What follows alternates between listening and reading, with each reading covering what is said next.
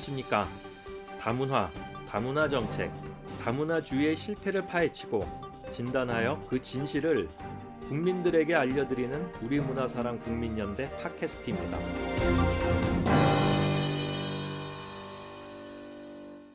동북아 공정보다 더 무서운 다문화 공정에 태클을 걸고 있는 유일한 대한민국의 팟캐스트 방송.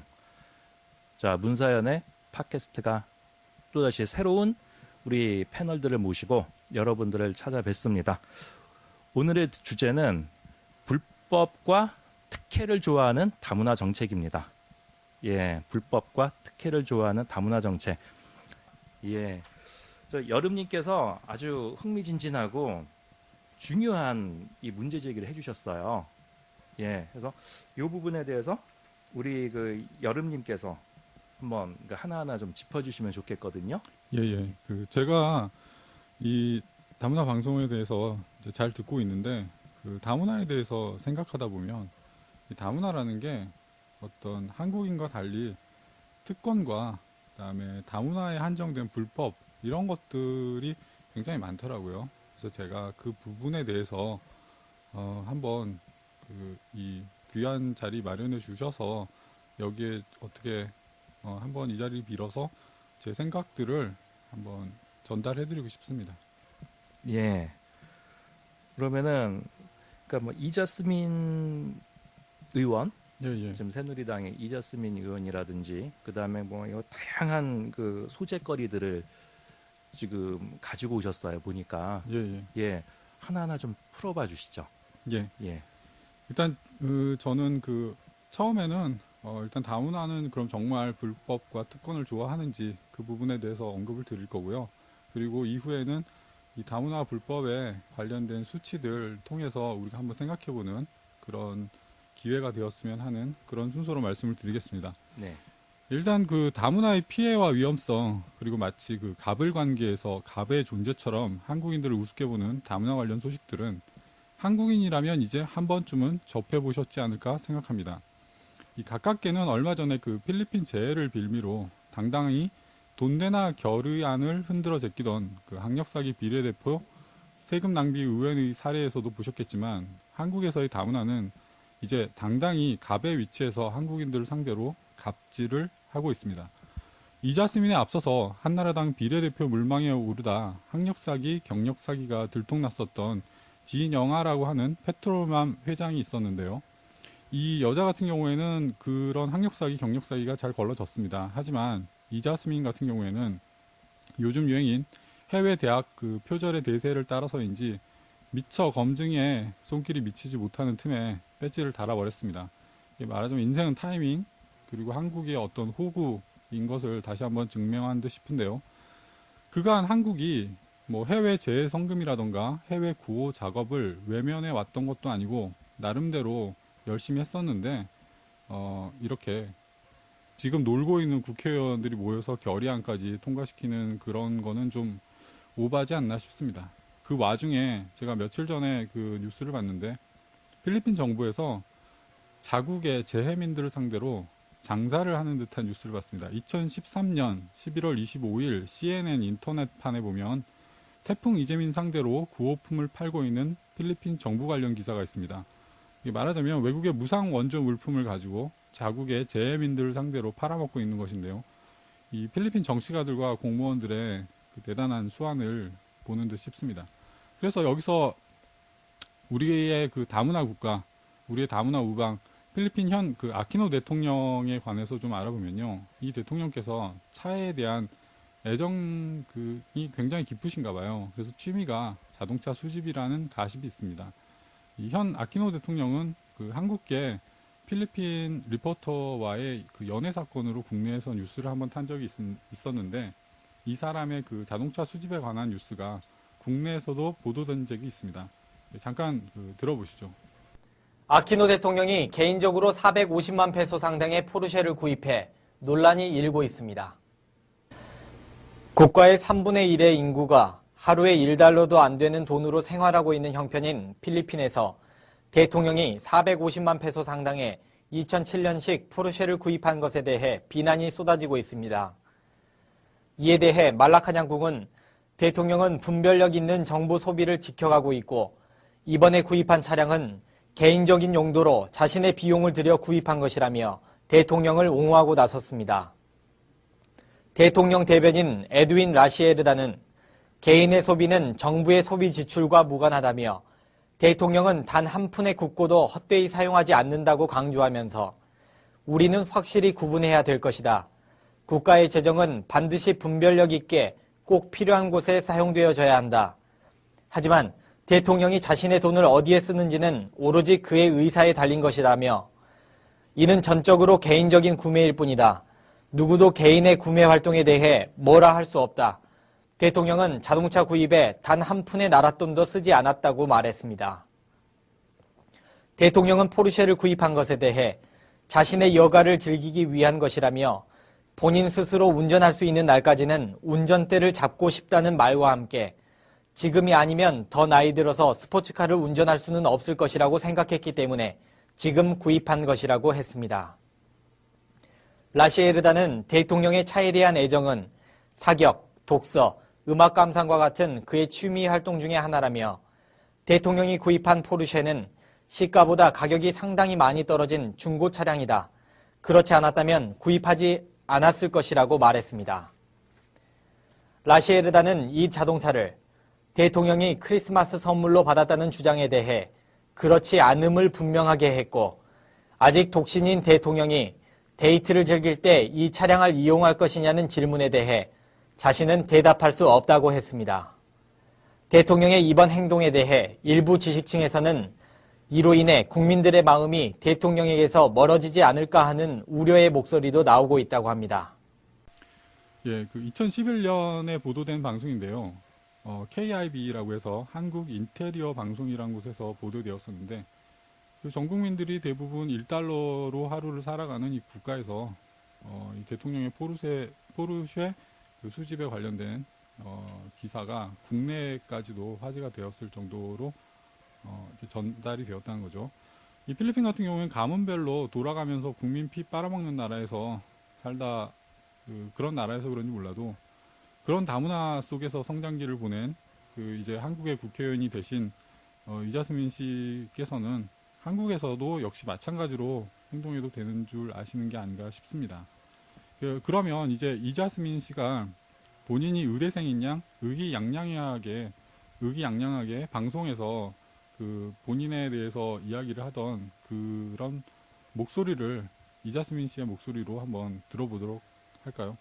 2011년 11월에 KBS ETV 여유만만이란 아침 방송에서 이자스민 본인의 목소리입니다.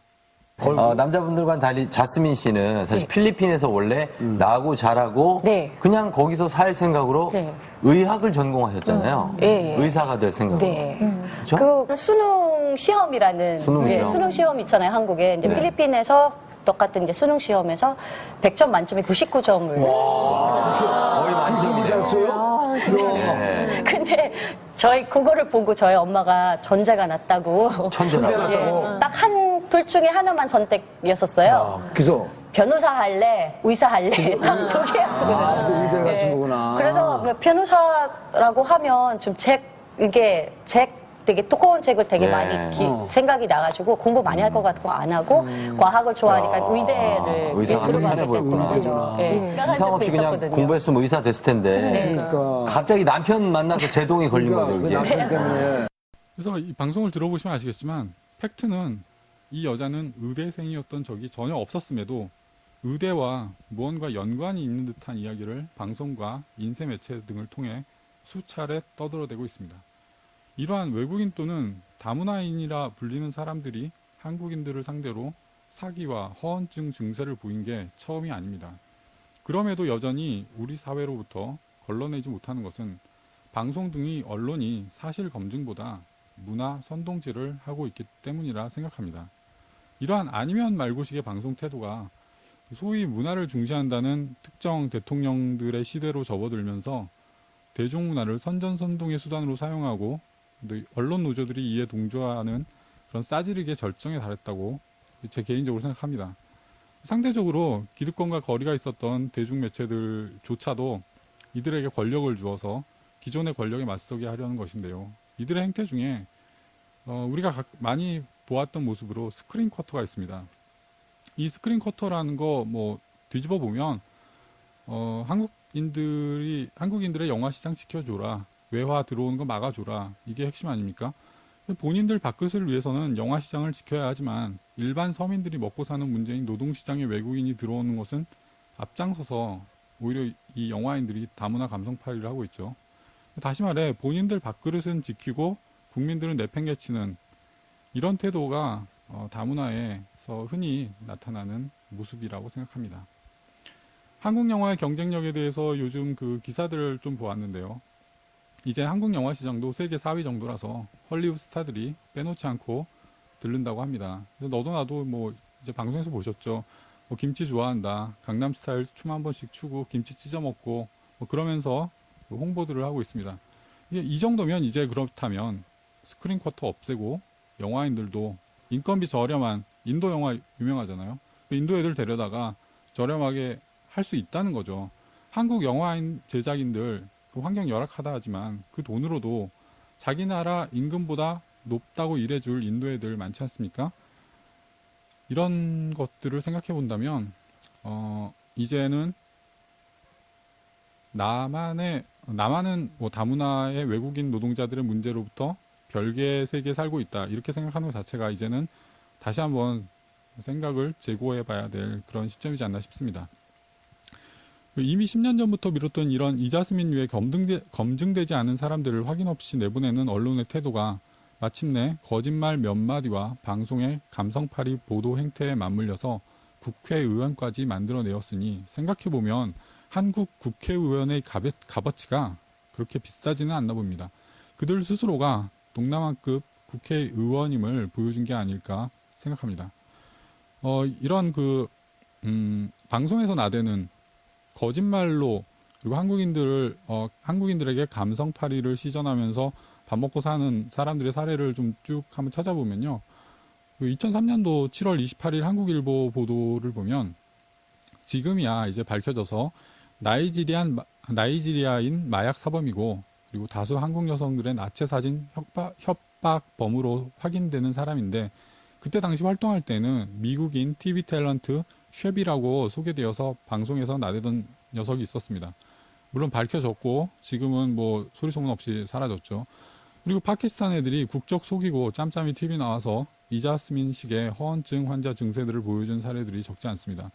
뭐 인도라고 했다가 뭐 영국인이라 했다 뭐 이런 경우 굉장히 많습니다. 그래서 다시금 생각해보면 한국에서 방송활동하는 게 신분 세탁하면 그만인 참 편리한 세상이라는 생각을 안 할 수가 없네요. 2010년도 2월에 보면 우리 결혼했어요라는 프로그램에서 조건과 가인의 영어 선생님으로 그 국적을 아프가니스탄이라고 하는 파힘 내잠이라는 사람이 나옵니다. 그 방송에서 자긴 절대 아프간 안 가고 한국에 말뚝 박을 거다라는 소리까지 해버리는데요. 한국말 서툰 컨셉으로 방송에 나왔고 나중에 한국말 잘하는 게 이제 밝혀지는 설정이었는데 이 방송 출연 후에 이 파임이란 사람에 대한 글들이 인터넷에 올라왔습니다. 한국 거주 7, 8년째이고 한국에서 중고등학교 나왔고 수능을 받고 수능 영어 5등급이랍니다. 이 방송 출연 후에 뭐 그 사람의 싸이에 보면 다른 한국 애들하고 너 방송 출연했더라 뭐 이런 댓글들이 서로 오고 가고 있습니다. 그러면 여기서 우결 당시에 2010년 2월의 그 파임 내잠이라는 사람이 방송에서 했던 그 말들과 상황들을 음성으로 잠깐 들어보도록 하겠습니다. 6년이요? 6년 살아도 지금? 사실은 제가 이렇게 한국어 잘하는 이유가 중고등학교 한국학교 왔어.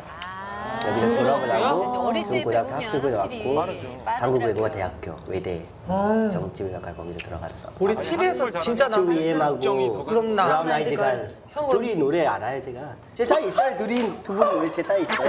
진짜?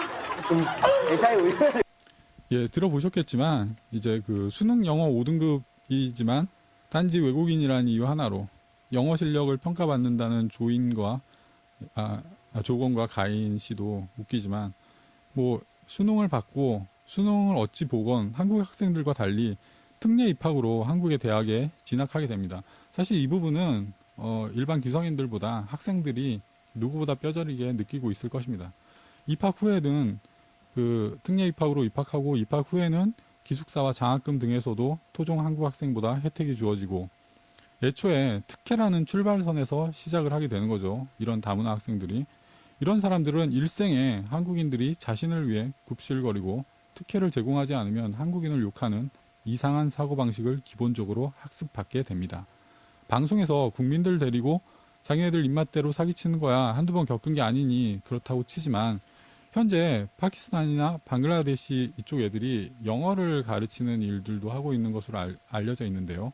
이게 불법입니다. 방송에서는 이 파임 내잠이라는 친구가 그냥 조건과 가인의 말을 교정해주는 정도로 나오고 있지만 실제로 어학학원 등지에 방글라, 파키스탄 애들이 심심치 않게 국적을 위장하거나 또는 당당하게 전화 걸어서 나 여기서 그 영어 가르치는 일 하게 해달라라고 요구를 하고 있는 실정이죠. 그 인터넷 검색으로 이 파임 내잠이라는 사람을 조금 더 검색해 보면 이 사람의 국적이 현재 아프가니스탄인 걸로 나오는데요. 법대로 하자면 이 사람이 돈 받고 영어 회화 강의를 하면 불법이 되고 또한 유학생 신분으로 영어 회화 강의를 한다고 하더라도 규정된 근로시간 이상을 근무하면 불법입니다. 제가 그 몇 년 전에 동남아 어느 특정 국가에 상당한 기간을 머문 적이 있었는데 초기에 숙소가 정해지지 않아서 그 외국인들이 많이 머무는 곳에 머물 때가 있었습니다. 그때 동구권 백인 남자애가 하나 있었는데요. 이 사람이 영어를 잘 못했어요. 그리고 영어가 동구권이다 보니 모국어도 아니었고 근데 다만 외모가 우리가 흔히 알고 있는 서양 백인이었고 외모가 굉장히 깔끔했습니다. 근데 이 사람이 어느 시점부터 밤에 굉장히 열심히 영어 공부를 하고 있었어요. 이 영어가 세계어니까 뭐 낯선 그 외국에서 의사소통을 위해서 배우나 보다라고 생각을 했었지만 이 친구가 매일 밤 영어 공부를 한두 달 빡세게 하더니 그 해당 국가에 동남아 어느 국가에 영어 강사로 취업을 하더라고요. 물론 국적 세탁 같은 것은 그 학원 자체에서 알아서 해줬고요. 그러니까 이런 유사 사례가 한국에도 없지 않고 제가 뭐 인터넷을 통해서나 여러 경로를 통해서 확인해 본 바가 있는데요. 이런 불법과 사기로 시작한 새로운 인생 그리고 그걸 통해서 특혜를 챙긴다는 이런 어떤 다문화의 속성을 가장 대표적으로 보여주는 그런 사례가 아닐까 싶습니다. 그래서 이제 제 생각엔 이자스민 같은 경우에는 어쨌든 뭐 실수한 셈 치지만 앞으로는 그 더더욱 다문화로 사기치는 인간들을 잘 소탕해 내었으면 합니다. 불법을 잘 이용해 먹는 인터넷 시대지만 한편으로는 그들의 불법을 색출하기에도 점점 용이해지는 인터넷 시대라고 생각하거든요. 예를 들면 예전에는 적발하기 어려웠던 해외 대학 논문 표절 그런 건들도 요즘 근래에는 인터넷을 타고 이제 해외 대학 논문 표절했던 사람들에 대해서 언론에 왕왕 오르내리고 있지 않습니까? 그래서 외국인 뭐 누구누구 다문화 누구누구 알고 보니 뭐 엄친아 무조건 이런 식으로 말하지 말고 그 사람에 대한 검증을 언론들이 먼저 앞장서서 해 주었으면 좋겠다고 생각합니다. 이런 식의 그 외국인 누구누구 다문화 누구누구 알고 보니 엄친아 뭐 이런 이야기들은 뭐 우리로 따지면 나는 전주 이씨인데 내가 이성계의 몇 대 손이라서 외국에 나가서 내가 조선의 왕자다 뭐 이렇게 말하는 거와 다름없지 않을까요? 나는 김수로왕의 몇 대 손이니까 내가 가야 왕국의 국모다. 뭐 이런 것들을 말하면 우리끼리는 정말 웃고 말겠지만 그걸 외국 애들이 다문화라는 애들이 우리나라에서 그런 걸 하고 있다는 거죠. 그러면서 언론에서는 그 사람에 대해서 알고 보니 엄친아, 알고 보니 엄친딸 뭐 이런 게 참 어이가 없는 상황입니다. 예.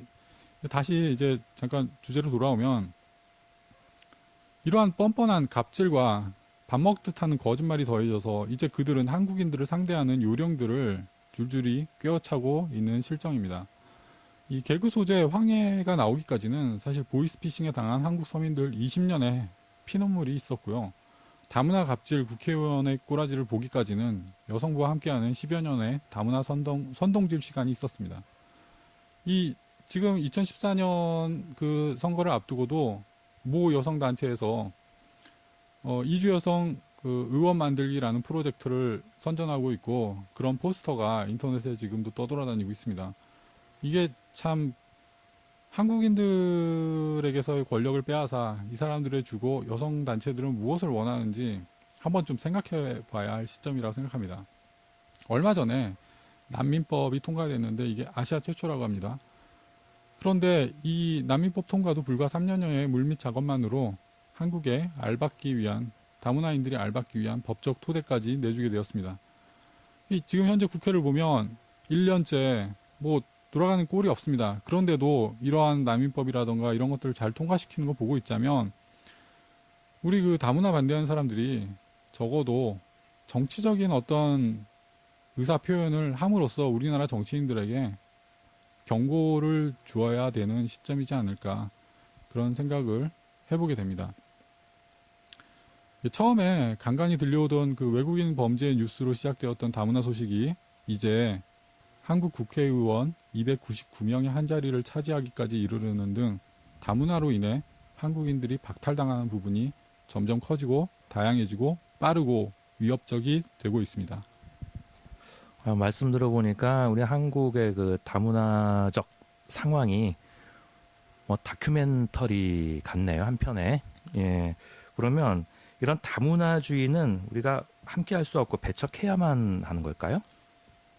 꼭 그렇다고 볼 수만은 없고 함께 살면 좋겠죠. 하지만 지금과 같은 한국의 다문화라면 한국인들과 공생하기 힘듭니다.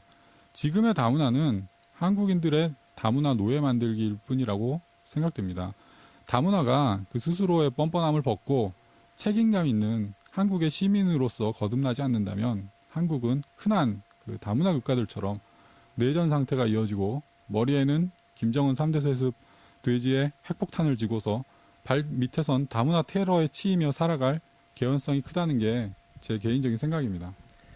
그러면 어떤 점에서 그렇고 한국의 그 다문화주의는 무엇이 문제이고 함께 공생하려면 어찌해야 할까요?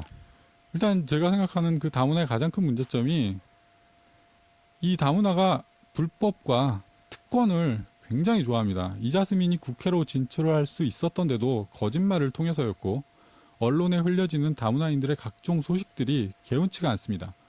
프로그램에 처음에 언급한 다문화 특례 입학 제도와 장학 제도 등은 다문화 아이들이 특권 의식을 청소년기부터 갖고 한국에서 살아가게 된다는 작은 예일 뿐입니다. 이처럼 불법과 특권 의식에 길들여진 사람들이 지금의 현대 한국인과 어울리게 되는 것은 절대로 공평한 게임이 아닙니다. 경쟁도 아니고 일방적인 한국인의 희생만을 원하고 있는 것이죠. 한국인에겐 엄격한 한국의 사법체계가 다문화인들에겐 작용하지 않는다고 생각합니다. 다문화라는 치외 법권의 특권층과 함께 살아가야 된다는 소리인데요. 다문화인들에게 특권층으로서의 노블리스 오블리주, 즉 특권을 누리기에 합당한 사회적 책임의식이 있다고 보여지지 않습니다. 한마디로 책임은 없고 권리만 주장하는 파트너와 함께 살아야 된다는 소리인데 너무 가혹합니다. 우리 한국인들에겐. 특권층 150만을 이고 살라는 얘기는 한국 서민들이 감당하기에는 너무 큰 짐입니다. 뭐 잘 아시다시피 조선 후기 너도 나도 양반자리 돈 주고 사면서 서민들은 더더욱 힘들어졌고 결국 나라 망했고 그렇지 않습니까? 특권층이 늘면 그들의 특별한 권위, 권한을 위한 서민들의 희생이 필요하게 되고 서민들은 당연히 삶이 힘들어집니다.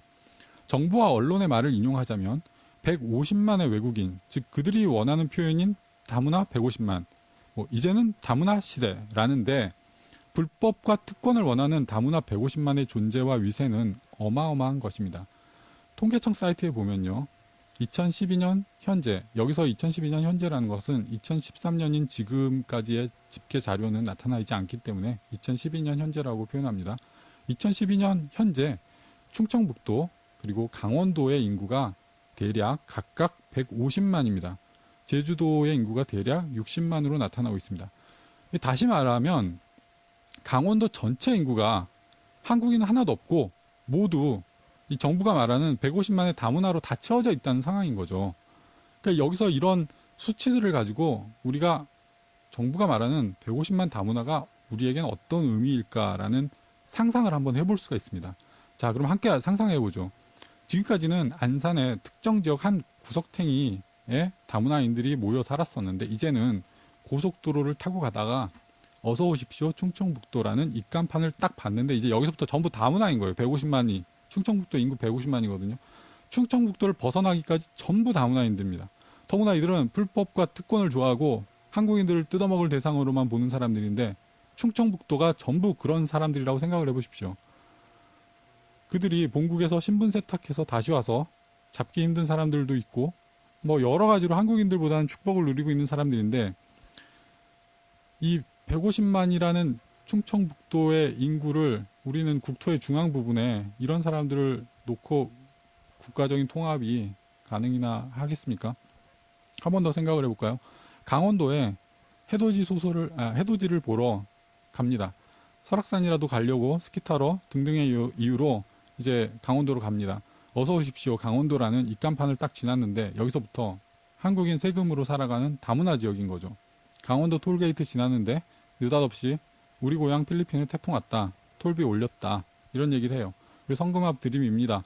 성금함에 성금 안 하면 한국 사람 나빠요라고 해요. 하면서 강원도 지역에서 내내 쫓아다닙니다. 지하철이나 거리에서 이런 성금함 가끔 보셨죠. 외국인들이 와가지고 성금함 드림입니다. 이런 상황을 강원도라는 전체 인구 150만이 전부 다문화일 수도 있다는 그런 상황인 거죠. 2005년 2월 6일 동아일보에 보면 동남아 쓰나미 성금 모집해서 빼돌린 파키스탄 사람 2명이 체포된 기사가 있는데요. 이 파키스탄 애들이 자기네 나라 재난도 아니고 동남아 재난을 이용해 먹는 글로벌한 세상이라는 거죠. 자기네 동남아 자기네 그 파키스탄 애들이 와서 동남아 도와야 되니까 성금 좀 해라 이런 식으로 해서 그 성금 가지고 잘 먹고 잘 놀았다는 그런 기사였는데 이런 글로벌한 시대에 그리고 손발 벌리는데 부끄러움이 없는 이런 다문화 교육을 받은 이런 사람들하고 이제 우리는 함께 살아야 됩니다. 강원도에서 이제 만약에 그렇게 다문화인들의 강원공화국 GNP에 돈 보태주며 놀다가 돈이 떨어졌습니다. 그래서 은행을 갔는데 이제 한국인들은 계속되는 이제 그런 한번 생각을 해볼 수 있는 계기라는 거죠. 한국인들은 이용 절차가 까다롭거나 이용 불가인 거예요. 강원도 우리 땅인데 이 강원도 150만의 인구의 다문화가 사는 그 지역을 갔더니 한국 사람이 은행을 이용 못하는 상황이에요. 이런 상황이 지난 2013년 9월 14일 EBS 다문화 사랑이란 프로에 보면 이런 그 장면이 나오고 있습니다. 한국인이 안산 다문화인들의 은행에 갔는데 한국인 이용 불가라고 다른 데로 가라는 거예요. 이게 정말 소설이고 지금 제가 말씀드리는 게 강원도 전체가 다문화로 꽉 찬 이 상황이 충청북도 전체가 다문화로 꽉 찬 이 상황이 정말 소설로 그치길 바라지만 실제로 한국인들이 한국에서 이용 불가되고 거절당하는 곳들이 늘어나고 있는 게 현실입니다. 자, 그리고 또 한번 상상을 해보죠. 이건 이제 상상과 현실이 거의 근사치인데 제주도에 발 디디자마자 저 멀리 한라산 자연보존지역에 차이나인들의 중화풍 건물들이 빼곡한 거예요. 그 이미 명동엔 중화풍 차이나 대사관이 한국의 고도제한 법령까지 수정 통과시키면서 건설되고 있습니다. 또한 이 대사관 건물이란 미명하에 모든 공사자재와 인부들은 다 차이니즈들입니다. 그래서 제주도 올레길이라고 이제 걷는데 계속 상상을 해보는 거죠. 차이나인 사유지라고 막 유비 가누 장비 경비원 셋이 와서 한국인들 막 패는 거예요. 중국인들 그런 거 까다롭잖아요. 내 거에 대해서. 한국인들이 항의했더니 이제 양산박 얘네들 다 튀어나와서 칼 들고 막 그럽니다. 이게 정말 이제 상상으로만 그쳤으면 좋겠는데 이런 어떤 지금 현재 그 제주도에 대해서는 이미 이런 그 방송들이 굉장히 많이 나오고 있잖아요. 그러니까 이런 걸 보면 우리가 상상을 해볼 수 있는 거죠. 중국인들이 우리나라에 넘쳐나는 상황에서 과연 우리는 이렇게 될 수도 있겠다라는 상상을 해볼 수 있는 거죠. 제주도 영주권 5억 원에 대해서 생각해 볼 게 있습니다. 일반적인 생각으로는 5억을 가진 차이니즈 한 명이 제주도에 정착할 거고 차이나에서 그 정도 돈이면 어느 정도 상류층일 테니 지식과 소양이 있겠지라고 생각을 하기 마련입니다. 그런데 차이니즈들의 습성을 알면 이 5억이라는 돈이 그렇게 장애물이 되는 게 아니라는 것을 알게 됩니다. 현재 동남아는 그 화교 상인들이 거의 장악을 했는데 이 사람들의 어떤 투자 습성을 보면 한 사람이 가진 거대한 자금으로 상권을 틀어지는 게 아닙니다. 즉 제주도 케이스에 적용을 시켜서 소설을 한번 써보자면 한 사람의 5억이 아니라 한국이라는 나라를 투자 대상으로 본 5억이라는 투자금이고 좀 여유가 있으면 10명이 모여서 한 명당 5천만 원씩 객출을 하면 이 5억이라는 돈이 만들어집니다. 그리고 좀 더 이제 뭐 많은 사람들이 모인다면 100명이 모여서 500만 원씩 객출을 하면 이게 바로 만들어지는 금액이라는 거죠. 그리고 이 금액으로 한 명이 제주도의 영주권을 얻어서 근거지를 마련하면 나머지 이게 5천만 원씩일 경우에는 나머지 9명, 500만 원씩일 경우에는 나머지 99명이 관광 비자로 또는 이래저래 다양한 방법으로 들어와서 한국에서 비벼볼 언덕이 생기는 거죠. 영주권만 얻어도 다문화 혜택이 넘치고 오염된 차이나 본토보다 쾌적한 제주도에서 삶이라면 어떤 브로커 한 명이 이 대출 끼고 5억으로 발판 마련하고 인력 송출 장사로 대출금 다 갚으면 오래지 않아서 제주도에 버티길 수 있게 되는 것입니다. 여지껏은 이제 제주도였었는데 이제 제주도를 떠나서 내륙 지방에서도 이런 정책을 허용한다고 하는데 참 제 입장에서는 좀 우려스럽다고 아니 말할 수가 없습니다. 부산 등지에서도 이제 이런 제주도와 비슷한 케이스를 적용할 것 같고요. 그리고 2013년 4월 22일 헤럴드 경제에 보면 박원순 시장이 그 마곡지구에 서울의 마곡지구에 연 9조 원 매출인 차이나 기업 중태건설이라는 곳에 투자 유치를 성공했다고 합니다. 제주도도 처음에는 이런 식이었어요. 그러니까 투자금 유치 받고 중국인 들어오고 한 명 뿌리 내리면 줄줄이 나머지들 따라서 들어오는 뭐 이런 상황인 거죠. 예, 그러면 지금의 다문화주의는 특권과 불법을 좋아한다고 하셨는데 다문화 정책이 그럼 이미 언급된 다문화 특례 입학과 다문화 장학금 외에도 뭐 다양한 또 다른 사례들을 찾아볼 수 있을까요? 예, 뭐 그렇게 생각한 원인과 근거들을 제가 당연히 말씀드려야 하겠습니다.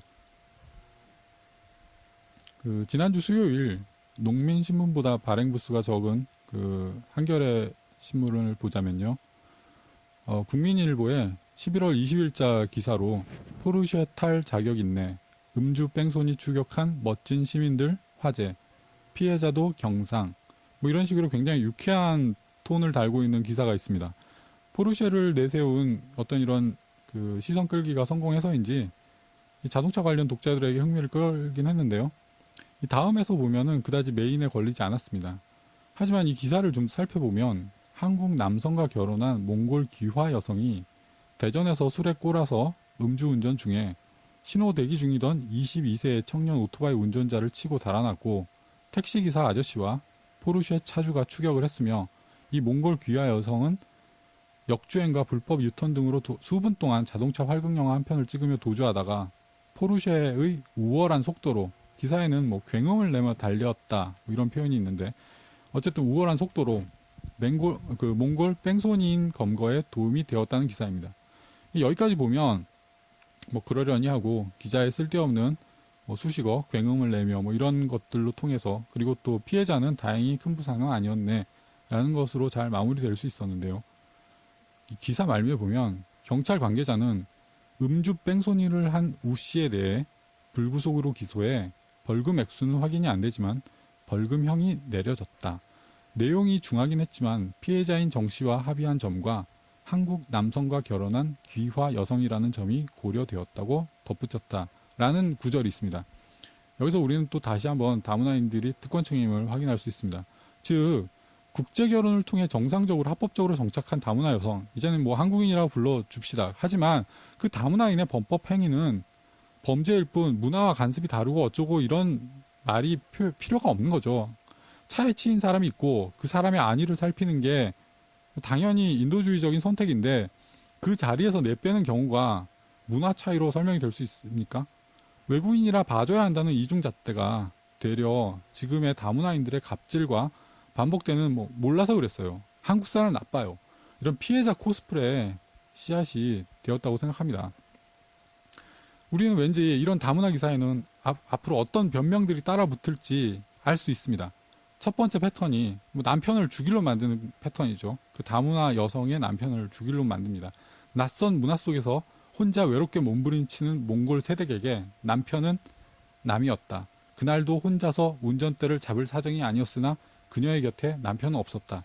뭐 이런 기사 제목을 왠지 상상을 해볼 수가 있다는 거죠. 그리고 두 번째, 뭐 온정주의나 남성성을 강조하는 패턴 이런 거 한번 생각해 볼까요? 낯선 땅에서의 사고의 당혹, 사고 후 한국 남자들의 너무 무서운 반응에 덜컥 겁이 난 몽골 세댁, 뭐 이런 유형이 있을 수 있죠. 그다음에 또 하나는 뭐 한국 전체 밑도 끝도 없이 나쁜 놈의 패턴이 있을 수 있습니다. 술은 마셨지만 음주운전은 아니었다.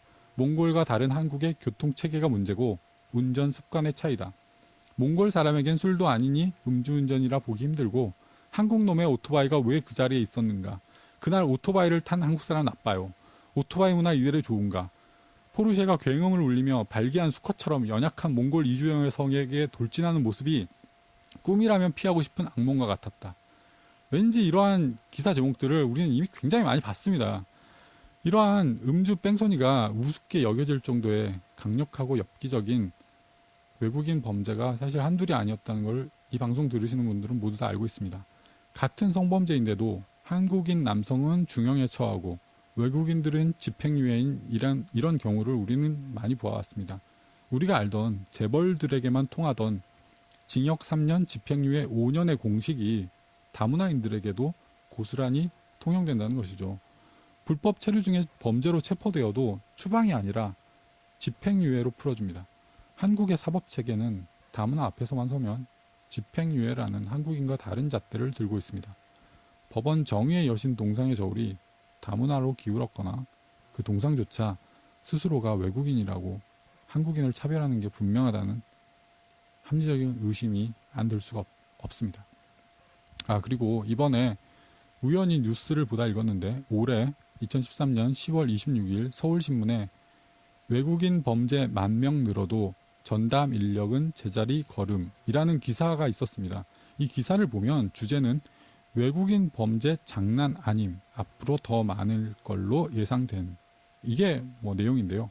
기사 말미에 이런 충격적인 글이 있었네요.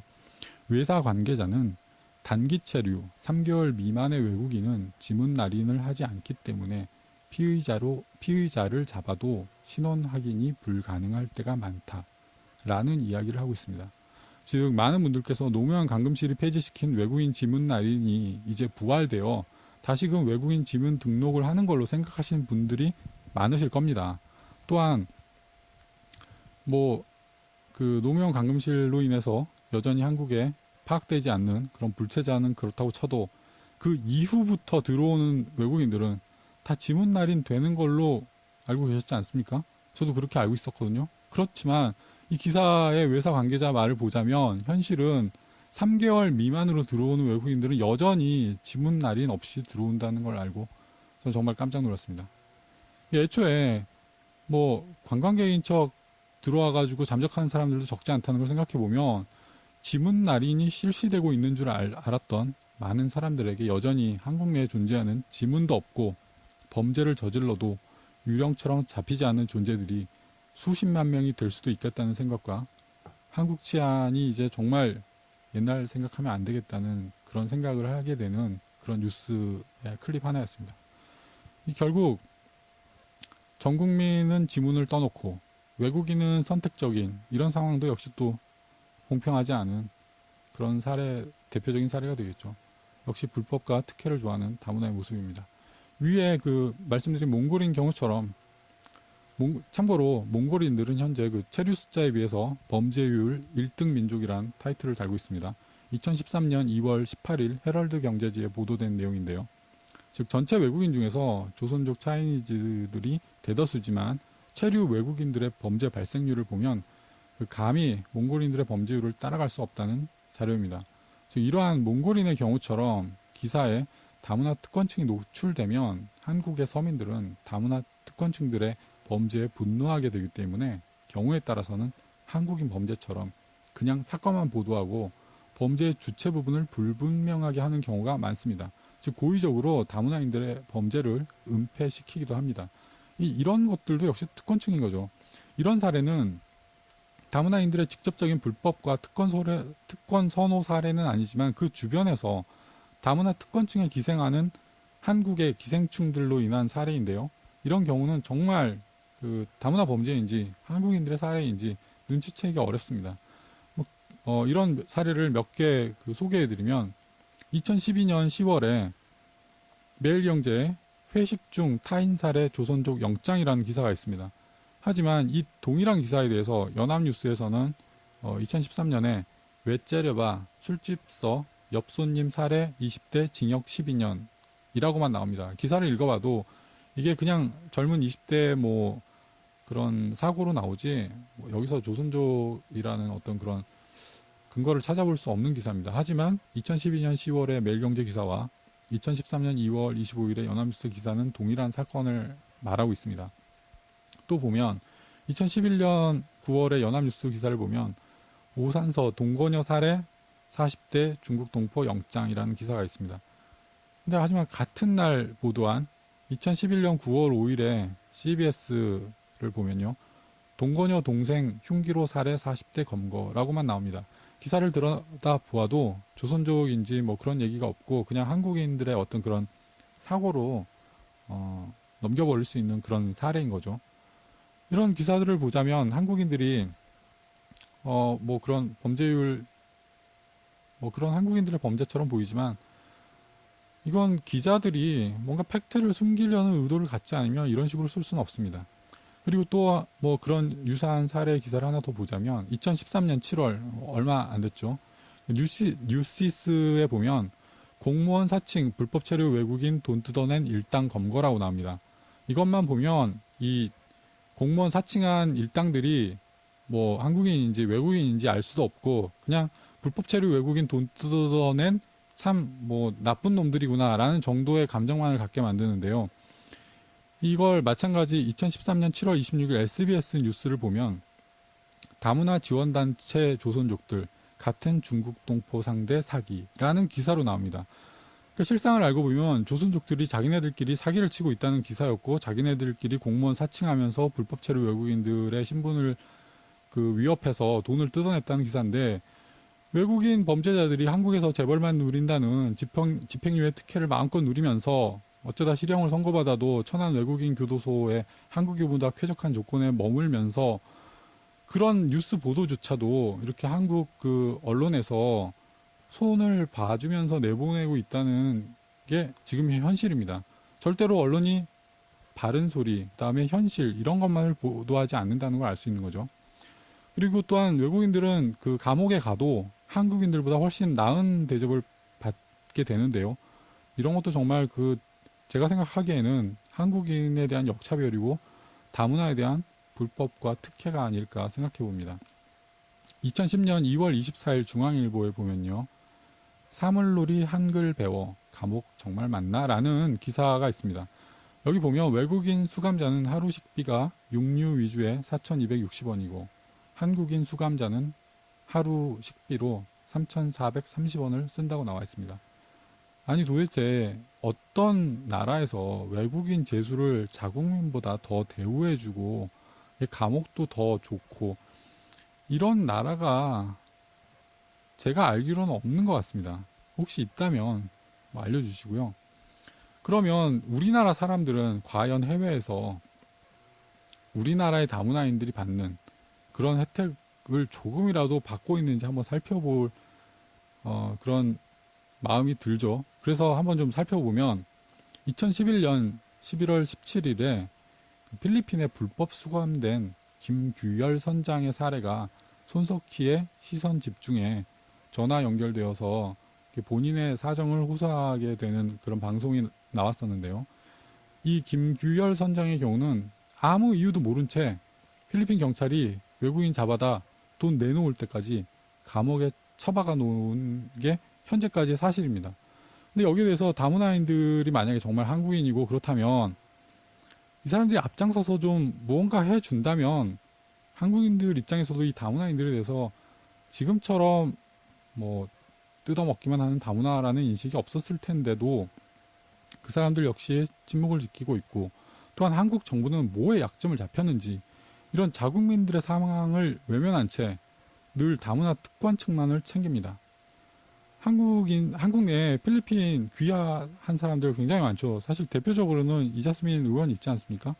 그러니까 이런 사람들이 정말 한국인들을 위해서 필리핀에 가서 무언가를 좀 해줬다면 아마 이번 그 필리핀 재해에 기꺼운 마음으로 성금들이 답지했지 않나 그런 생각을 해보고 정말 안타깝습니다.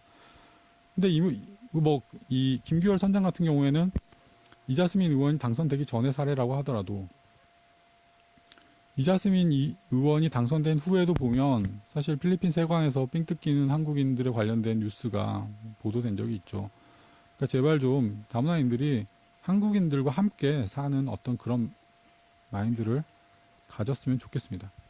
그래서 이 방송에서 보면 당장 필리핀 감옥에서 한국인들이 이유도 모른 채 구금되고 열악한 환경에서 인권 따위는 개나 줘보라며 신음할 때 한국 내의 다문화인들은 인권을 입에 올리면서 대한민국 돈을 타내고 있습니다. 정말 생각 좀 다시 해주셨으면 좋겠어요. 한국 내의 다문화인들이 정말 한국인으로서 함께 했으면 좋겠고, 그렇지 않고 오로지 한국인들의 돈만을 노릴 때 불법과 특혜를 좋아하는 다문화라는 제 인식이 변할 것 같지는 않습니다. 그럼 이쯤에서 그 2011년 11월 17일 날 손석희의 시선 집중에 김규열 선장이 그 나오는 그 부분을 김규열 선장의 본인 목소리는 그 한참 후반부에 있는데 앞부분에 김규열 선장을 도와주는 필리핀 현지 한국인과 그다음에 손석희 씨의 그런 어떤 주고받는 이야기들을 잠깐 들어보도록 하겠습니다. 예, 뉴스 포커스를 진행하겠습니다. 필리핀의 한 교도소에서 2년 동안 억울하게 수감됐던 한국인 선장 김규열 씨가 석방을 눈앞에 두고 있는 것으로 알려졌습니다. 잘 알려지지 않은 사실이죠. 2009년에 김규열 선장은 느닷없이 현지 경찰에 의해서 마약범으로 몰려서 옥살이를 해야 했는데 의사소통이 전혀 되지 않는 상태에서 수감된 지 1년 가까이 되도록 아무런 도움도 받지 못하고 있었습니다. 그런데 작년 12월에는 그 한국인 조광현 씨가 살인 누명을 쓰고 5년 동안 형을 살다가 석방된 일도 있었는데 자국민을 보호해야 할 현지 대사관 또 외교부가 초기에 전혀 대응을 하지 못해서 더 이런 문제가 심각하다 이런 문제 제기의 목소리도 높습니다. 교민 구정서 씨를 연결할 텐데요.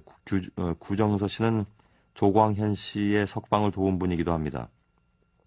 그리고 오늘 얘기 나누려고 하는 내용, 즉 김규열 선장의 억울한 상황을 처음 알린 분이기도 합니다. 연결하겠습니다.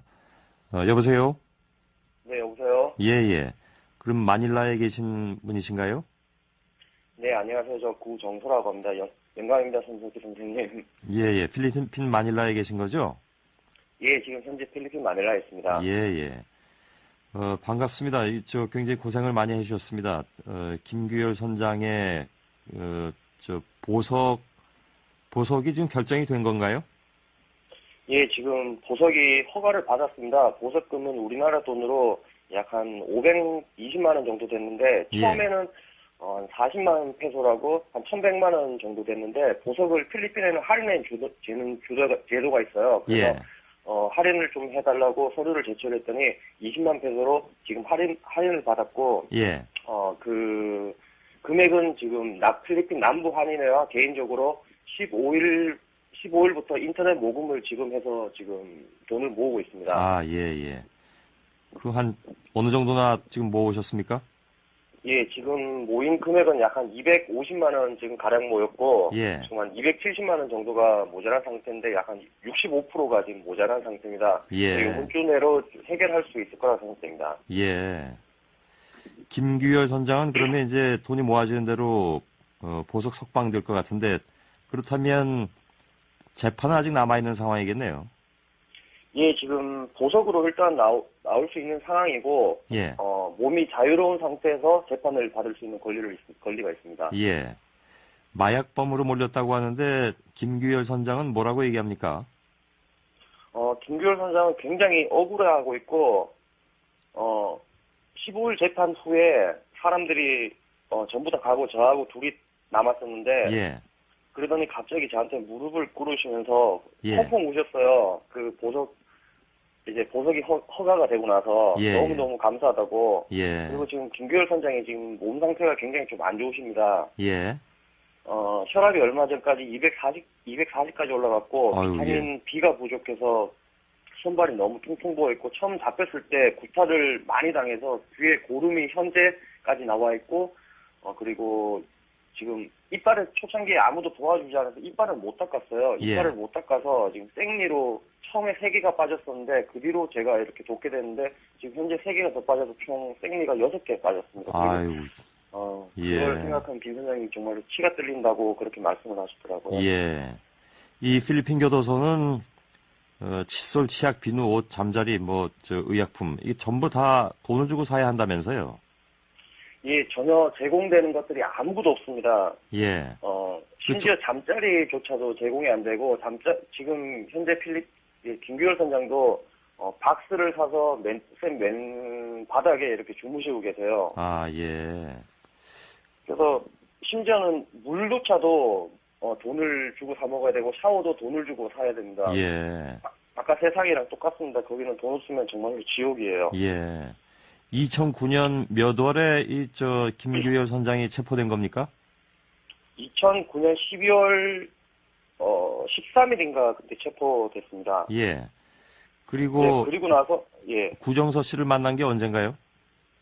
저를 만난 게 김 선장님 말씀하시기를 929라고 하던데 2010년도 9월 29일입니다. 김 선장님은 배를 25년간 타서 이렇게 일기를 매일 쓰는 버릇이 있습니다. 그래서 그래서 적어놨다고 하더라고요. 그래서 자기 인생에서 가장 기뻤던 그런 일이라고 저한테 얼마 전에 말씀하시더라고요. 2010년 9월 29일에 우리 구정서 씨를 만난 것이 가장 기쁜 일이었다. 거의 1년 동안 그러면은 아무도 이 김규열 씨의 존재에 대해서 몰랐던 겁니까? 물론 대사관에서는 알았겠죠. 면회를 2009년 2월 달에 그때 초창기에 처음 면회 갔다고 제가 들었었는데 필리핀 감옥 환경은 정말로 지옥이에요. 조광현 씨가 5년 동안 복역하면서 16명이나 죽어나갔습니다. 거기에서. 그리고 며칠 전에 제가 김 선장님 면회 갔더니 또 한 명 죽었다고 하더라고요. 한 죄수가 옥상 올라갔더니 그냥 교도관들이 총으로 쏴 죽여버렸답니다. 그게 있을 수 있는 일인가요? 그러니까요. 김 선장이 또 말씀하시기를 실은 얼마 전에 김 선장님도 너무 힘들고 그래서 자살 사건이 있었어요. 자살하려고. 김 선장이 그냥 우스개로 그냥 뭐하러 그렇게 머리 아프고 배 아프게 약을 30알 넘게 먹었는지 그냥 옥상 올라가 버리면 그때 바로 죽었는데 하는 그런 말씀도 하셨어요. 교도소에서는 정말로 아무것도 제공 안 돼서 그렇게 고생 많이 하셨고 이빨도 6개나 빠지고 음식도 정말로 동물도 먹지도 못하는 그런 음식이 하루에 2끼가 제공됩니다. 거기는 정말로 아파도 약조차도 지급 안 돼서 조광현 씨가 5년 동안 16명이나 죽었고 그래서 눈 하나 깜짝하는 그런 무서운 교도소입니다. 그러면 심각한 김규열 선장의 존재는 조광현 씨가 알려주셨다면서요? 제가 조광현 씨를 돕다가 거의 조광현 씨가 2010년도 10월 15일 날 제가 보석으로 풀려났는데 제가 거의 마지막 면회를 갔을 때 제가 조광현 씨한테 물어봤어요. 광현 씨 혹시 여기 한국 사람 없죠? 라고 하니까 한국 사람 있어요 라고 하더라고요. 아니 그러면 말씀을 해주셔야지 왜 이런 걸 말씀 안 해주시면 그럼 부르라고 제가 음식을 항상 음식을 좀 넉넉하게 준비해서 가거든요. 면회 갈 때. 그래서 그러면 한국 사람은 같이 음식이라도 먹자고. 그래서 김 선장님 그때 식사를 처음 하고 어떻게 해서 잡히셨어요? 물으니까 그렇게 해서 억울하게 잡혔다라고 말씀하셔서 그때 이제 알게 됐습니다. 그 조광현 씨는 지금 여전히 필리핀에 계십니까? 아니면 귀국을 하셨습니까? 한국에 들어갔습니다. 조광현 씨는 5년 동안 거기서 살인죄로 누명을 쓰고 복역을 했었다면서요? 그러다 이제 석방이 된 건데. 그러면 대사관에서 했던 건 뭡니까? 그러니까 수감된 지, 그러니까 김규열 선장이 수감된 지 1년 만에, 거의 1년 만에 구정서 씨를 만났는데 그 1년 동안에는 대사관에서 김규열 선장의 존재를 알았다고 하는데요. 그럼 어떤 도움이 있었습니까? 김 선장님 말씀으로는 아무런 도움을 못 받았다고 말씀하셨고, 물질적으로 도움받은 거는 라면 매년마다 정기 면회가 옵니다. 서울대, 주속대. 그때마다 라면 한 박스랑 치약, 칫솔, 그다음에 비누 이렇게 제공이 됩니다. 그거 말고는 전혀 도움을 못 받았다고 합니다. 그게 김규열 선장의 얘기인가요? 네네. 조광현 씨도 예. 그럼 재판에 어떤 도움을 준다든가 이런 건 없습니까? 매스컴 다른 언론에서는 대사관에서 말씀할 때 뭐 신속하고 정확한 재판을 요구했다고 이렇게 말을 하는데 예. 김 선장님 같은 경우에는 처음 초창기에 잡혔을 때 14개월 그러니까 1년 2개월 동안 재판을 2번 받았습니다. 예. 2번 받았는데 어떻게 신속한 재판이 될 수가 있고 그리고 재판 내용은 10분 안에 끝났습니다. 재판 내용이. 예. 그래서 전혀 어떤 그런 도움도 못 받았고 가장 또 중요한 게 통역인데 외국에서는 말이 안 통하는 경우가 굉장히 많습니다. 심지어 예. 조광현 씨 같은 경우는 통역이 제공되지 않아서 1년 동안이나 재판을 받지를 못했습니다. 아, 예. 네, 그때 당시에 재판이 계속 미뤄지니까 판사가 하도 답답해서 대사관이랑 한인회랑 상공회의소에 직접 전화를 걸어서 통역이 없으니 재판이 진행이 안 되니 통역을 지원해 달라고 했는데도 예. 아무런 소식이 없었고 이걸 들은 필리핀 교민분들이 영어 잘하시는 교민분들이 내가 통역을 할 테니 그러면 대사관에서 인정을 해달라고 했는데 그런 판례가 없다고 해서 그게 취소됐어요. 그리고 예. 나서 그게 더 소문이 퍼져서 필리핀 교민들이 대사관 가서 난리 피우니까 그제서야 겨우 통역을 인정해줘서 그 예. 이후로 통역을 해줬는데 김 선장님은 2년 동안 통역 지원을 한 번도 못 받았습니다. 아, 예. 이분이 나오면 한번 저희가 또 얘기를 한번 들어봐야 되겠군요. 김규열 선장께서 뭐 곧 나오시리라고 믿습니다. 가족들 연락은 됐습니까? 김 선장님이 25년 동안 좀 배를 타다 보니까 김 선장님 가장 땅 치면서 후회하시는 게 이혼도 하셨고 가족이 없습니다. 가족이랑 외국 배를 이렇게 오래 타다 보니까 25년 동안 배를 바깥 생활만 외국 생활만 하다 보니까 예. 주위 지인들이나 가족분들한테 이렇게 좀 소홀히 했는가 봐요. 예, 예. 그래서 좀 그런 부분에 대해서는 정말로 땅을 치시면서 지금 후회하고 계십니다. 예, 예. 그래서 연락을 못 해봤습니다. 예. 예. 추이를 좀 더 보면서 저희들도 궁금한 것이 있으면 다시 또 구정서 씨든 아니면 나중에 나오시게 될 김규열 선장이든 연결해서 얘기를 듣겠습니다. 조광현 씨가 석방되신 후에 주 필리핀 한국 대사관의 실태에 대해서 쓰신 글이 있더군요. 예. 말씀하신 대로 대사관은 1년에 2번 서울 때와 추석 때 면회를 하고 라면 한 박스만 내려놓은 채 귀찮다는 듯 길면 10분 정도 면담하면서 애로사항을 말하면 수첩에 메모를 하는데 바뀌는 것은 하나도 없었다. 라면도 끓여 먹을 수가 없어서 생라면을 먹었다고 하고요. 네. 그리고 통역을 요청하면 그래서 자원봉사자들이 대신 통역을 하겠다고 나서면 담당 영사가 전례가 없다라는 이유로 거절한 것도 모자라서 교도소까지 찾아와서 자원봉사단이 대사관을 찾아와서 왜 난리를 피우냐라고 자신을 나무라기까지 했다. 어느 나라 대사관인지 어느 나라 대사관인지 잘 모르겠습니다. 필리핀 대사관 쪽도 저희가 한번 확인차라도 연락을 한번 드려보겠습니다. 이런 사안에 대해서 어떻게 진행이 되고 있는지요. 자, 필리핀 현지에서 교민이신 구정서 씨였습니다. 고맙습니다. 네, 감사합니다. 예.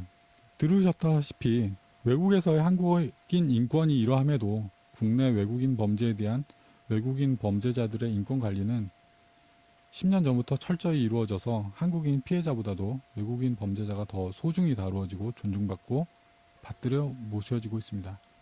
이러한 다문화 특권층, 다문화 괴물들이 활개치고 다니게 된 현재 상황은 어디서부터 시작되었을까요? 동아일보 2003년 10월 26일 기사를 보면요. 이용훈 전 대법관과 이종황 변호사, 김명석, 양창순 등의 사람 넷이 모여서 외국인 범죄 보도에 신중할 것, 그리고 이런 어떤 좌담 기사를 내보내고 있는데요. 사실상의 외국인 범죄 은폐 유도와 외국인 눈치 보기를 하자는 어떤 자담의 내용입니다. 여기서 생각해 보면 이 이용훈 전 대법관이라는 사람부터가 이런 생각으로 법 집행을 했을 것이고, 동아일보에서는 이런 생각으로 기사들을 썼을 것이고, 역시 다문화에 대한 언론들의 어떤 특별한 시선이 아닐까 싶습니다. 그렇게 따져보니까 오늘날 다문화의 문제거리들의 근본적인 뿌리가 어디서부터 연유되었을지 짐작이 가는 기사인 거죠. 외국인 범죄는 가급적 노출이 잘 안 되게 하는 게 좋겠다는 의견이 이 기사의 핵심이었거든요. 가끔 이런 기사들을 찾다 보면 정말 끔찍한 게 지금의 다문화 상황에 이르기까지 모든 게 계획대로 이루어진다는 겁니다. 그러니까 말하자면 다문화 추진하는 사람들의 계획대로 이루어진다는 거죠. 즉 일반인들이 기사를 통해서 확인한 시점에 이미 계획은 진행 중이고 대부분 일정에 맞춰 이루어집니다. 계획 세우고 대부분 일정 맞춰 진행시키는 거 보고 있자면 이럴 때는 우리나라 공무원들 정말 우수하다는 생각이 듭니다. 우리나라 공무원들이 다문화 교육도 받는다던데 다문화 진행시키는 공무원들은 정말 다문화 마인드로 일 좀 적당히 했으면 좋겠습니다. 하지만 이 한국의 공무원들 정말 우수해서 일도 정말 열심히 잘합니다. 그러면 제가 사회자님께 하나 좀 여쭤보면 본인이 계획대로 진행되는 이제 다문화라는 게 계획대로 진행된다고 말씀드렸는데 본인이 우리가 어떤 남의 뜻대로 조종당하며 살아가는 존재라는 것을 현실에서 느껴보신 적이 있으신가요? 네. 이게 주로 뭐 어떤 경우가 그렇죠? 주로 이제 언론이 조장을 하지 않습니까? 예, 내 생각과는 분명히 다른데, 지금 시민사회는, 대중은 이런 방향으로 생각하고 있다. 이런 것을 원한다. 이런 식으로 조장을 하죠. 그렇죠. 그 사회자님 말씀하신 그런 부분들은 사실 일반적으로 우리가 느낄 수 있는 경우고요. 또한 그런 경우에는 또 어떤 면에서는 본인들이 나를 이렇게 하려고 하는구나. 나는 그냥 그대로 하고 싶지는 않아. 라고 옹골차게 마음을 먹으면 꼭 그대로 따라가지 않는 분들도 경우가 있죠. 하지만 우리가 무의식 중에 그 남의 의견대로 조종당하는 경우가 있고 굉장히 흔한 경우가 있습니다. 제가 여러분께 한번 말씀드려보면 이게 언론에서 매년 올해 유행색이라는 걸 발표합니다. 즉 아직 2014년이 안 됐는데 언론에서 2014년 유행색이라는 걸 발표를 해요. 그리고 그 색이 어떤지 나의 기호 따위와는 상관없고 2014년이 되면 그 색으로 뒤덮이고 모든 물건들은 그 색을 선호하고 그리고 2014년에 내가 그 색을 선택하지 않으면 나는 왠지 촌스럽고 이런 생각을 나도 모르게 가지면서 2014년의 유행색이라는 걸 거부감 없이 받아들인다는 거죠. 그러니까 이런 그 어떤 나도 모르게 사회 전체가 나의 생각을 조종해가는 이런 경우가 어떤 유행색이라는 게 제가 생각할 때는 대표적인데 지금의 다문화가 이런 방식으로 한국이라는 공동체 해체 작업을 하고 있지 않나 그런 생각을 해보게 됩니다. 제가 다문화가 굉장히 계획적으로 진행되고 그다음에 착착 이 공무원들의 우수성으로 진행된다고 말씀드렸는데 그런 근거로서 제가 한번 그 기사를 찾아보니까요. 2007년에 이런 기사가 있었습니다. 외국인 숙련 기능공에 영주권 준다. 5년 이상 합법 체류 등의 기준 충족돼야 한다. 뭐 이런 기사였는데요. 이런 2007년 기사가 나가고 5년째인 2012년을 앞둔 2011년에 다음과 같은 기사들이 나오기 시작합니다. 법무부 장기 불법 체류 동포 고충 해소 10일부터 시행. 숙련자에게 때늦은 기술 교육 연수 강제는 또 다른 경제적 부담 가중시키는 것. 이런 뉴스가 있었고요. 또 2011년에 중국 동포 기술 교육에 모두가 힘을 모아야 이런 기사가 있었고 또 2011년에 537개 학원 손잡고 중국 동포의 맞춤 취업 교육 이런 기사가 나옵니다.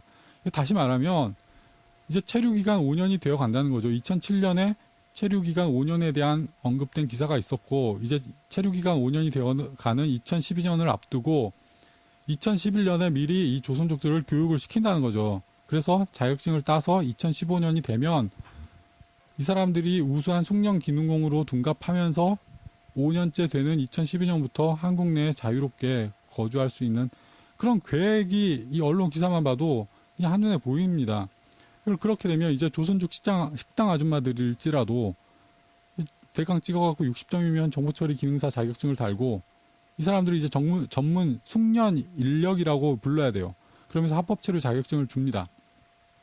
그런데 이런 정보처리 기능사조차도 한글 문제 독해력이 딸리면 이제 실기시험만으로 자격증 취득이 가능한 뭐 창호 기능사 이런 게 있습니다. 여기에 또 조선족들이 몰려요.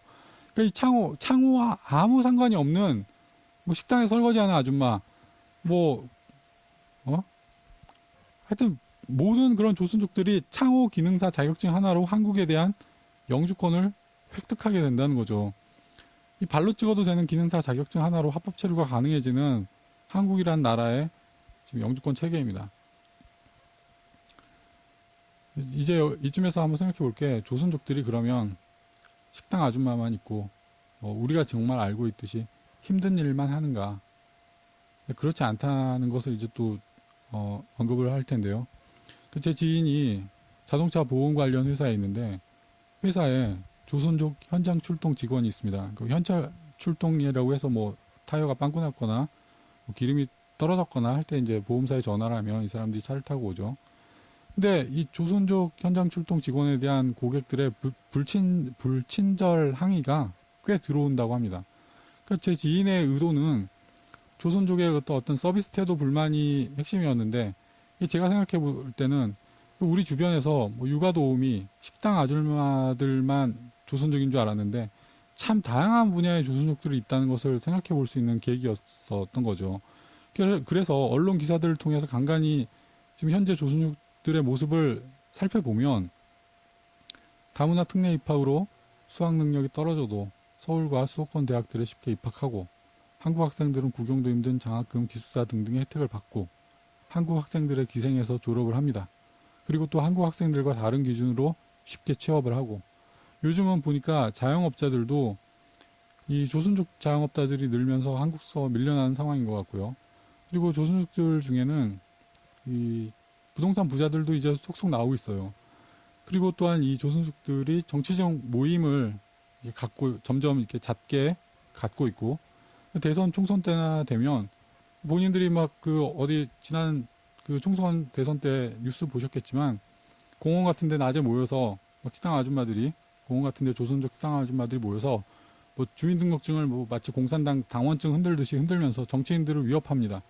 그래서 한국과 차이나 양다리 걸치고 박쥐처럼 정말 잘 살아가고 있어요. 한국 서민들보다. 이게 우리가 더 이상 노태우 김영삼 그 대통령 시절에 덕수궁 돌담 옆에서 중국산 농약 한약재 팔던 그런 조선족들이 아니에요, 이제. 지금 현재 그 다문화로 돈 타가는 사람들이 뭐 3, 40만 원 전후의 지원을 받나 본데, 이거 정말 이런 금액도 한번 생각을 해보면, 현재 금리로 30만 원 정도 이자를 은행에서 받으려면 1억 정도의 그 목돈이 필요합니다. 생각을 바꿔보면, 한국에서 다문화 딱지를 다는 순간, 이 사람들은 어떤 1, 2억 원 정도의 돈벼락을 맞는 셈이에요. 그럼 그 돈이 어디서 나왔는지 생각해 봅시다. 이게 다 어디서 나왔겠어요? 현재 한국 다문화는 한국인과 주고받는 공생의 관계가 아니라 탐욕의 손을 내밀고 모든 잘못은 한국인 탓이라는 이기적이고 속물적인 이익 집단일 뿐입니다. 물론 우리 국민의 세금으로 이 사람들 먹이고 있어요. 우리 사회는 유난히도 공평함에 목이 말라 있지 않습니까? 무상복지와 각종 무상 시리즈로 뭐 한 2년여 걸쳐 난리도 아닙니다. 한국은 가까운 일본처럼 뭐 가문을 인정해서 세습해도 모든 국민들이 그러려니 하는 나라도 아니고, 뭐 과거의 많은 제국주의 국가들처럼, 그래서 현재 선진국들인 그런 국가들처럼 천문학적인 부자가 그들만의 동네에서 뭐 빈민가 사람들하고는 사설 경호원들 이용해서 차단하고 그들만의 삶을 살아가는 그런 자본주의도 아니에요. 지금 뭐 뉴스에 보면 임대주택 단지와 일반 분양 아파트 단지에 울타리 생긴 것 같고도 뉴스를 타고 일반 분양 주택 단지 사는 사람들이 욕을 먹는 그런 형편입니다. 정말 공평함에 목이 말라 있는 한국 사회인데, 정부와 언론의 말대로라면 150만의 특권층에 대해서 오로지 퍼주기만 하는 것을 모든 국민들이 잠자코 보고만 있는 것이 이게 정말 어이가 없는 상황인 거죠. 예전에 예전 임대주택 말고 최근의 임대주택을 보면 다문화라서 입주할 기회를 얻는 경우가 많습니다. 그래서 이제 다문화인들이 자리 잡는 경우가 점점 늘어나고 있는데요. 한국의 서민들은 집에서 쫓겨나고 집평수 줄이고 시외로 밀려나가는 판국인데, 다문화인들은 국가가 지원하는 집에서 국가가 주는 지원금으로 먹고 삽니다. 이 지원금 다 어디서 나옵니까? 모두 한국인의 세금입니다. 근데 150만이라는 거죠. 정부 말대로라면, 사실은 그렇지 않지만. 그럼에도 연평도에 포탄이 쏟아지면 튈 준비만 하는 게 이 한국의 책임감 없는 사람들입니다. 2011년 9월 2일 오마이뉴스에 보면요, 외국 학생 사용할 방 없어서 쫓겨나는 서울대생이라는 기사가 있습니다. 우리가 흔히 뭐 누가 조국의 미래를 묻거든 고개를 들어 어디 쪽을 봐라 라고 했는데 한국 학생들이 방이 없어 쫓겨나는 상황인 거예요. 그러면 우리가 고개를 들어서 봤더니 거기에 다 외국인들이 차지하고 있고 조선족들이 애템하고 있으면 그게 우리의 미래인가요? 정부 말대로 하면 그 사람들이 150만이라는 거죠. 150만의 특혜와 불법을 좋아하는 특권층, 이 사람들이 우리의 진정한 이웃인가요? 어수룩한 아주머니 같지만 육아 도우미들 임금 담합했던 기사가 예전에 있었습니다. 임금 담합으로 한국 엄마들 등쳐먹는 발빠른 아주 야가 빠진 우리의 이웃입니다. 지금까지 다문화는 특혜와 불법을 좋아한다는 이야기, 한국인들은 그 어느 나라보다 공평함에 목이 마른데 계급제도, 가문의 세습 등 이런 것에 익숙한 제국주의 식민지의 폐단에 젖어있는 다문화인들을 어떤 토착화의 과정 없이 한국적인 교육 없이 한국으로 끌어들여서 한국인들로 하여금 희생을 강요한다는 현실을 지금까지 쭉 살펴봤습니다. 이제까지 경우에 따라 다문화인, 외국인 등등으로 혼용해서 패널께서 언급하셨고 들으시는 청취자분들도 별다른 설명이 없어도 뭐 잘 이해하시면서 들으셨으리라 생각합니다. 이제 그동안에 우리 다문화적 현실에 대해서 아주 버라이어티하게 말씀해 주셨는데 우선 여기서 우선 1부 마치고 다음에 또 이어서 또 하도록 하겠습니다. 네, 감사합니다.